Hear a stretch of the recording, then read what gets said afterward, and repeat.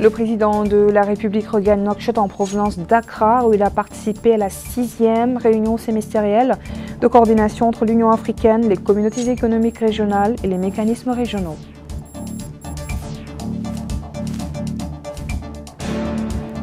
Le président de la République, président en exercice de l'Union africaine, supervise la clôture de la 6e réunion sémestrielle de coordination.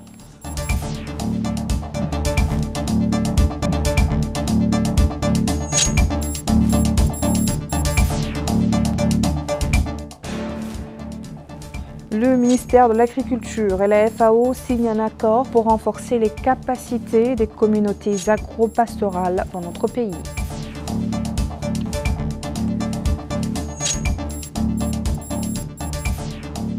Bonsoir et merci de vous joindre à nous. Le président de la République, président élu, Mohamed Cheikh El Ghazouani, continue de recevoir des messages de félicitations après son élection pour un second mandat. Le président de la République de Zambie, Hakainde Hichilema, lui a adressé le message suivant. Votre Excellence, au nom du gouvernement et du peuple de la République de Zambie, je vous félicite pour votre élection à la présidence de la République islamique de Mauritanie. Cette victoire témoigne de la confiance du peuple mauritanien dans votre leadership et votre vision pour l'avenir de votre pays. Au moment où vous entamez votre second mandat, nous aspirons à renforcer davantage les liens d'amitié et de coopération entre nos deux pays. Je vous prie d'accepter mes meilleurs vœux de santé et de bien-être, ainsi que l'expression de ma très haute considération. Hakainde Hichilema, président de la République de Zambie. Le président de la République, président de l'Union africaine, Mohamed Cheikh El Ghazouani, a regagné Nouakchott hier soir en provenance d'Accra, où il a participé à la 6e réunion sémestrielle de coordination entre l'Union africaine, les communautés économiques régionales et les mécanismes régionaux. Le président de la République a été accueilli à son arrivée à l'aéroport international de Nouakchott, Mtounsi, par le Premier ministre Mohamed Bilal Messoud, le ministre secrétaire général de la présidence de la République, le ministre conseiller de la présidence, plusieurs membres du gouvernement, le chef d'état-major particulier du président, la directrice adjointe du cabinet du président, le wali de Nouakchott-Ouest et la vice-présidente du conseil régional de Nouakchott. Le président était accompagné de Mokhtar Djaï, ministre chargé du cabinet du président, Mohamed Salem Merzouk, ministre des Affaires étrangères, de la coopération et des Mauritaniens de l'extérieur, Mohamed Abdallahi Khatra, ambassadeur de notre pays à Accra, Ahmed Ba Ahmeda, Sidi Ahmed Bou, conseiller, El Hassan Ahmed, directeur général du protocole d'État. Le président de la République a prononcé un discours à l'occasion de la clôture de la 6e réunion sémestrielle de coordination entre l'Union africaine, les communautés économiques régionales et les mécanismes régionaux. Écoutons ce discours dans son intégralité. Je voudrais remercier le président de la Commission de l'Union africaine et ses équipes pour l'excellente qualité des documents de travail, ainsi que pour les rapports relatifs à l'état de l'intégration en Afrique, à la division du travail entre la Commission de l'Union africaine et les communautés économiques régionales, à l'échange interrégional de connaissances de l'Union africaine sur le système d'alerte précoce et sur la situation de l'agenda de l'agence ODA-Népal. Je félicite aussi la Banque africaine de développement pour son dynamisme, son leadership et sa persévérance dans le cadre de la mobilisation des financements nécessaires pour la mise en œuvre des projets prioritaires des différentes communautés économiques régionales. Excellences, Mesdames et Messieurs, la déclaration que nous venons d'adopter illustre parfaitement notre indéfectible engagement en faveur de l'intégration continentale, notamment par le biais de la consolidation de l'intégration entre les communautés économiques régionales et le renforcement de la coordination entre l'Union africaine, les communautés économiques régionales et les mécanismes régionaux. La Commission de l'Union africaine, la Banque africaine de développement et la Commission des Nations Unies pour l'Afrique doivent pleinement jouer leur rôle respectif dans cette dynamique continentale qui doit nécessairement prendre en considération l'intérêt collectif de nos pays. Ces institutions doivent aussi veiller à assurer un suivi régulier de l'exécution de nos programmes d'intégration, notamment à travers l'indice d'intégration régionale synthétisé. Notre déclaration d'aujourd'hui reflète également notre volonté ferme de continuer à parler d'une seule voix, celle de l'Afrique. Ceci réconforte et solidifie davantage notre position dans les différentes rencontres internationales. Nous sommes résolument engagés à continuer notre fort plaidoyer pour amener les partenaires politiques, techniques et financiers de l'Afrique à adhérer pleinement à la mobilisation des ressources nécessaires à l'exécution du deuxième plan décennal de l'agenda 2063, adopté lors de notre sommet précédent et dont la mise en œuvre constitue le gage de réussite du programme d'intégration continentale. Nous continuerons à mettre un accent particulier sur les programmes d'éducation, de développement des infrastructures, de digitalisation et de la ZLECA. Sur ce, je déclare clos les travaux de la présente réunion de coordination de développement.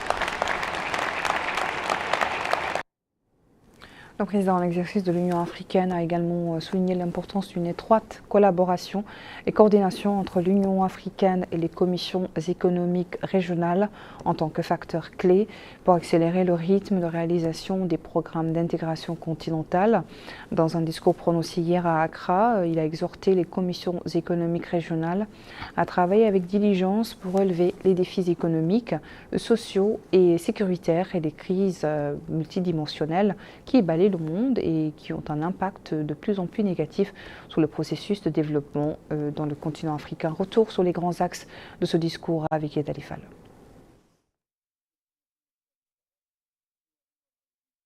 La coordination efficace entre l'Union africaine et les commissions économiques régionales constitue un vecteur essentiel d'accélération de la réalisation des programmes d'intégration continentale. Elle est d'autant plus importante que notre continent fait face à de nombreux défis économiques, sociaux et sécuritaires et que le monde autour de nous traverse des crises multiformes qui impactent négativement le développement de notre continent. Il y a urgence à assurer une meilleure intégration des plans de développement nationaux, des programmes continentaux afin de garantir les intérêts nationaux et l'approbation locale de la coopération régionale. Cela assure une meilleure intégration du continent et favorise l'unicité de sa voix au niveau mondial, notamment aux Nations Unies, à l'OMC, au FMI et à la Banque mondiale, ainsi qu'au G5, lui donnant ainsi les moyens de contribuer à l'articulation des agendas mondiaux sur des questions critiques pour l'Afrique, comme la réforme de l'architecture financière mondiale, la coopération fiscale internationale, la réduction des flux financiers illicites et les actions pour le financement du développement durable. Nous devons renforcer la planification stratégique et procéder à l'opérationnalisation des infrastructures continentales essentielles, telles que les pôles énergétiques régionaux, les lignes de transmission et les infrastructures numériques et de transport. Tout comme nous devons redoubler d'efforts en matière de facilitation du commerce par la simplification, la normalisation et l'harmonisation des procédures et des flux d'informations connexes, afin de stimuler le commerce intra-africain. L'entrée en vigueur effective de la zone de libre-échange continentale africaine, ZLECA, par les avancées significatives qu'elle induit en matière de la libre circulation des biens, des services et des personnes, est un atout majeur dans ce cadre. Ce sommet a fixé un objectif ambitieux d'augmentation significative des ressources de l'IDA pour dépasser 100 milliards de dollars, dont 30 milliards de dollars seront mobilisés par les pays donateurs. Par ailleurs, la participation de nos pays aux travaux du sommet Afrique-Corée nous a également permis d'obtenir une augmentation significative des fonds coréens orientés vers l'aide publique au développement en Afrique, dont l'enveloppe passera de 5,5 milliards de dollars à 10 milliards de dollars, auxquels s'ajoute le financement à l'exportation pour soutenir les entreprises qui investissent dans notre continent, pour une enveloppe de 14 milliards de dollars à l'horizon 2030. Nous avons également veillé, lors de notre participation au sommet du G7 en Italie en juin 2024, a soulevé des questions urgentes du point de vue africain, notamment celles liées aux problèmes de la dette et de l'accès à un financement suffisant à des conditions concessionnelles. Par ailleurs, notre continent est appelé à négocier un tournant décisif lors du sommet de l'avenir prévu en septembre prochain à New York. Le travail de préparation bat son plein pour assurer une participation efficace de l'Union africaine aux rendez-vous majeurs à venir, comme la 9e FOCAC, le sommet du futur à New York, la COP29 ou le sommet du G20. D'autre part, nous travaillons activement avec les équipes de la Commission de l'Union africaine pour l'organisation en Nouakchott d'un forum de haut niveau sur l'éducation en Afrique prévu en octobre 2024. L'enjeu crucial que représente pour le devenir de l'Afrique l'intégration et le développement fait peser sur nos épaules, nous, dirigeants africains, une énorme responsabilité individuelle et collective, celle de rester résolument attachés à cette vision ambitieuse et de développer tous les moyens pour bâtir une Afrique stable, forte, unie et prospère, comme c'est l'objectif de notre agenda 2063. Activité parlementaire à présent. Nous débutons par cette audience du président de l'Assemblée nationale, Mohamed Ben Magad, qui a reçu ce matin dans son bureau à Nouakchott Isabelle Heiner, ambassadrice d'Allemagne dans notre pays. Au cours de l'entretien, les deux parties ont passé en revue les relations de coopération existantes entre les deux pays, en particulier dans les domaines parlementaires, ainsi que les questions d'intérêt commun. L'ambassadrice a ensuite tenu une réunion avec l'équipe parlementaire de l'amitié mauritano-allemande. L'audience s'est déroulée en présence de Mohamed Yahya Hay, chargé de mission à l'Assemblée nationale.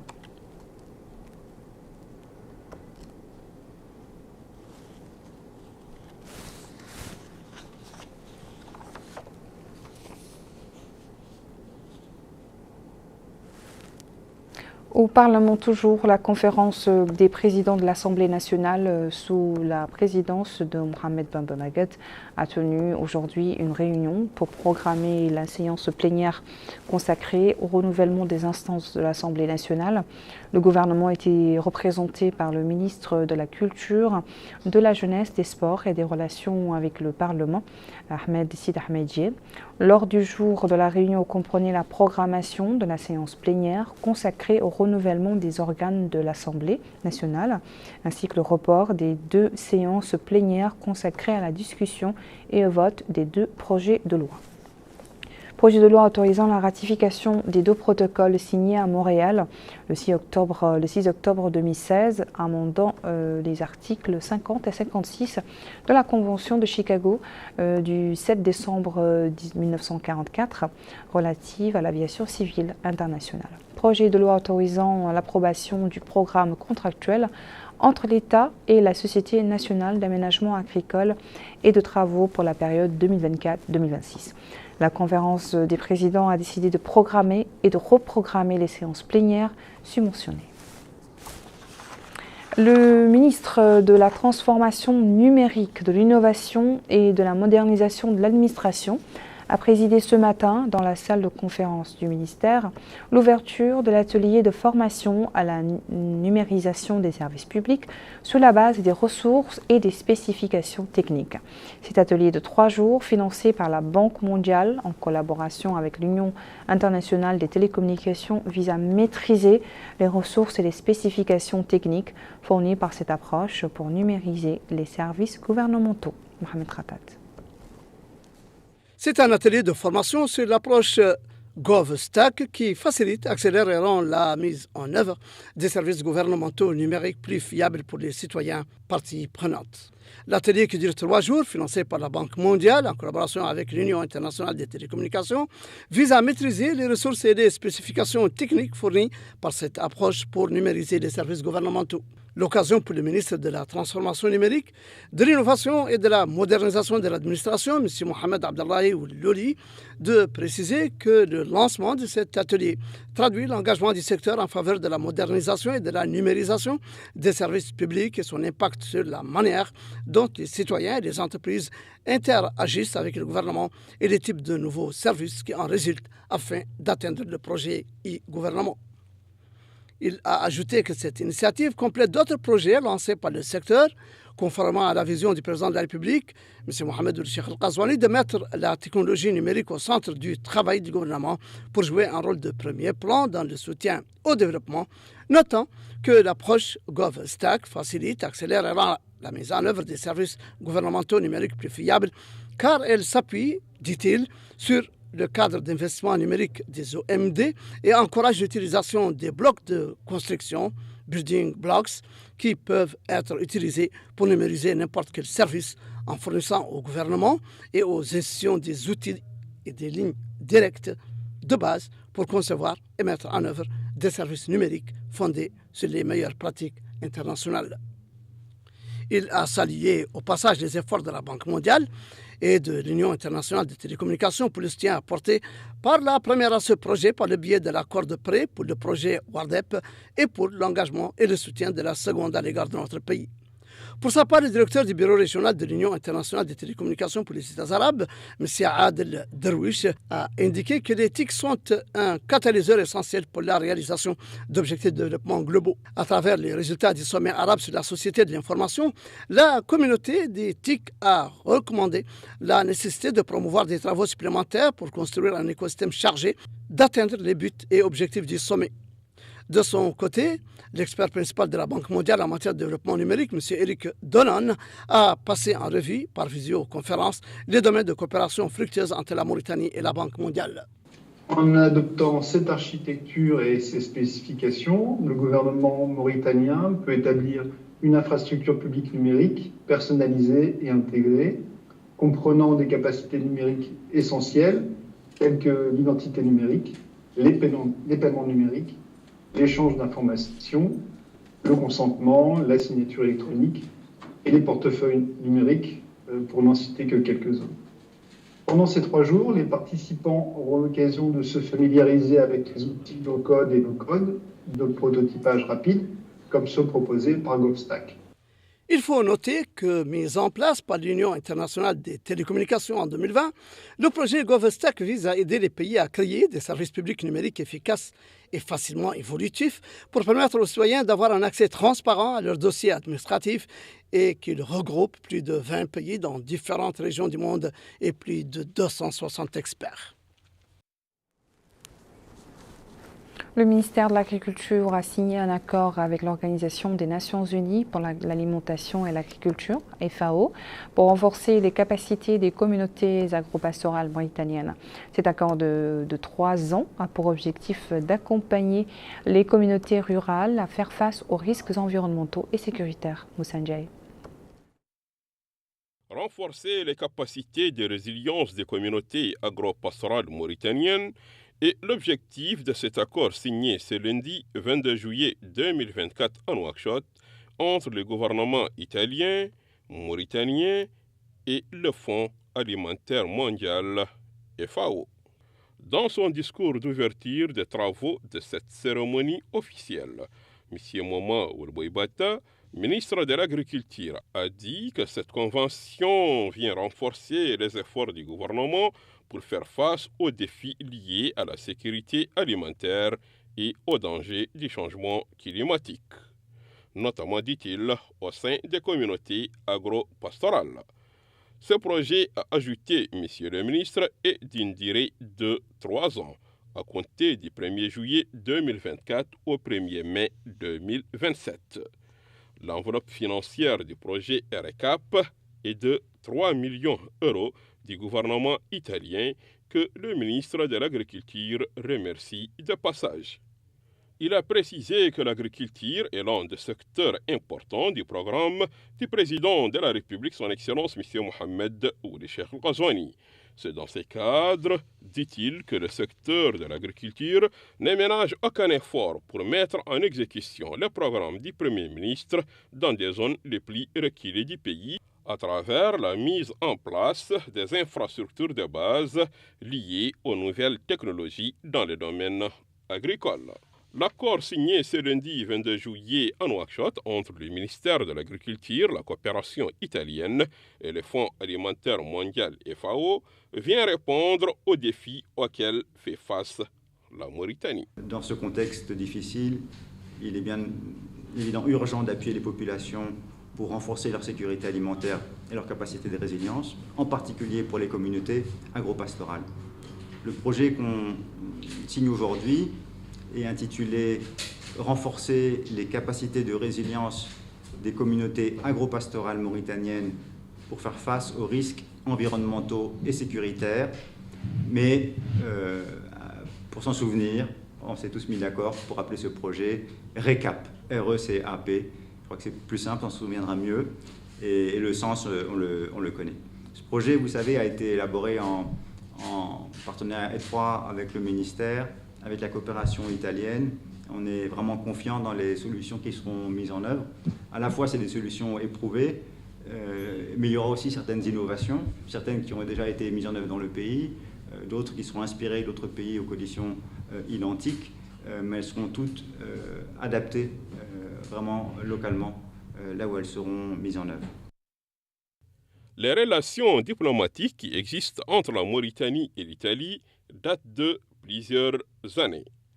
Aujourd'hui, le renforcement de cette coopération avec la Mauritanie dans différents domaines est au programme de la diplomatie italienne en Mauritanie. Comme vous le savez, l'ambassade d'Italie vient d'être ouverte à Nouakchott et les relations entre nos deux pays, la Mauritanie et l'Italie, maintenant sont excellentes et on va renforcer toutes les coopérations dans les différents domaines. Dans le domaine, bien entendu, du développement, parce que vous savez que l'Italie est partenaire de la Mauritanie depuis les années 70.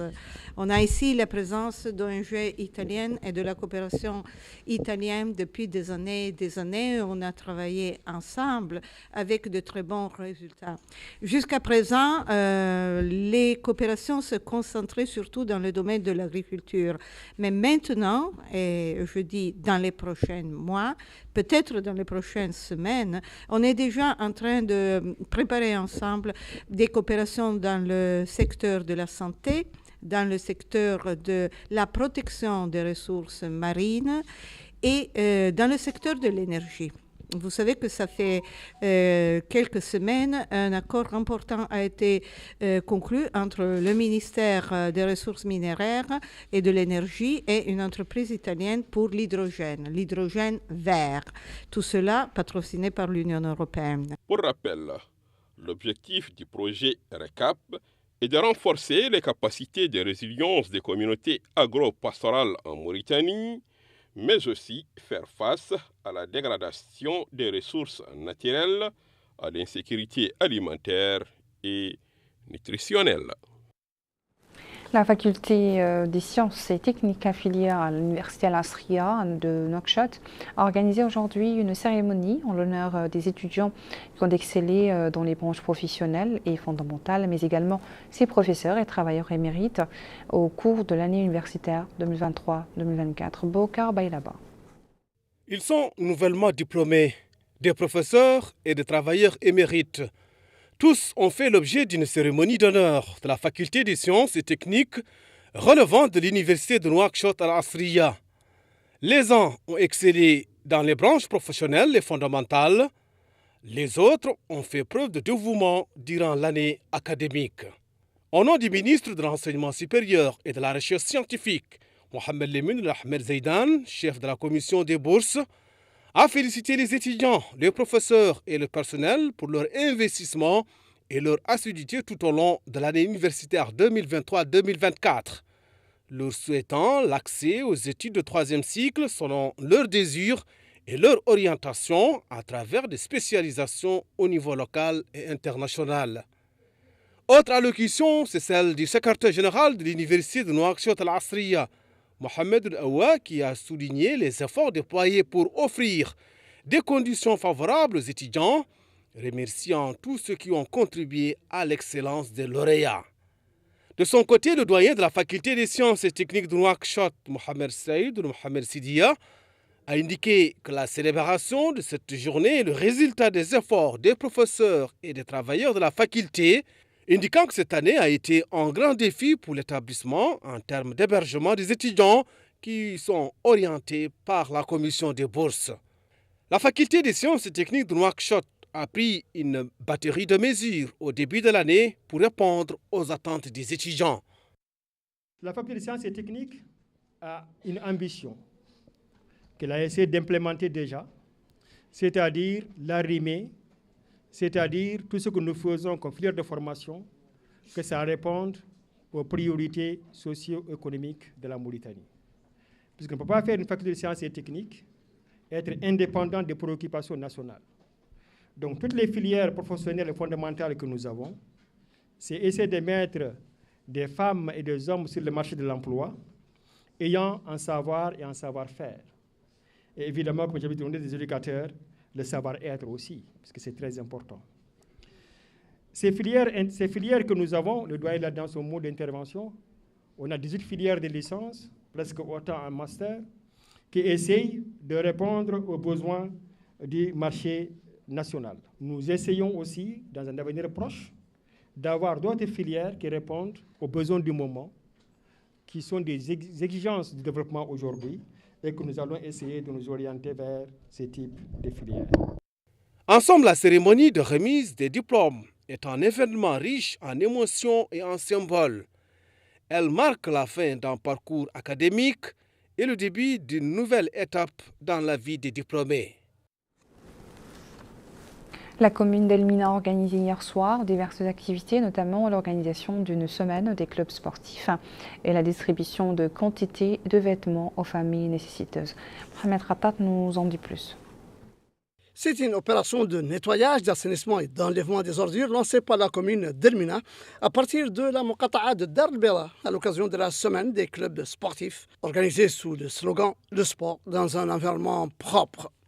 L'occasion pour le maire d'Elmina, M. Moussa Abdellaï, de souligner que c'est un effort qui a nécessité la participation de la société civile, notamment les clubs des jeunes, Ahlam Shabab Tenmiya, la protection de l'enfant, entre autres, afin que les quartiers d'Elmina puissent être nettoyés avant l'hivernage, en commençant par Dar el-Bela où il y a des eaux stagnantes et des marécages. Il y aura, dit-il, une distribution de vêtements pour enfants, tout comme nous assisterons ce soir à la finale de la Coupe du Maire en mini-foot qui sera remise aux gagnants. De même que le maire d'Elmina a assisté à la distribution d'une quantité de vêtements à des familles vulnérables dans la commune, en collaboration avec le réseau national pour le développement local, dont le secrétaire général a souligné que le réseau tient à jouer son rôle d'appui au projet de développement. Par ailleurs, le hakem de la Muqata'a d'Elmina a supervisé en compagnie du maire le match de la finale mini-foot remporté par FC Avenir devant Skippuklin. La cérémonie a été marquée par une distribution de récompenses d'incitation au sport. Cette note sportive marque la fin de notre journal. Merci à vous de votre attention. Le rappel des principaux titres. Le président de la République regagne Nouakchott en provenance d'Accra, où il a participé à la 6e réunion sémestrielle de coordination entre l'Union africaine, les communautés économiques régionales et les mécanismes régionaux.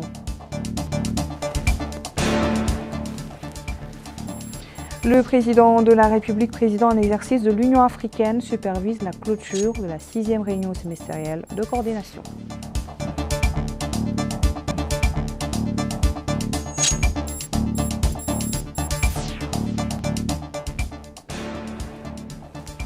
Le ministère de l'Agriculture et la FAO signent un accord pour renforcer les capacités des communautés agro-pastorales dans notre pays.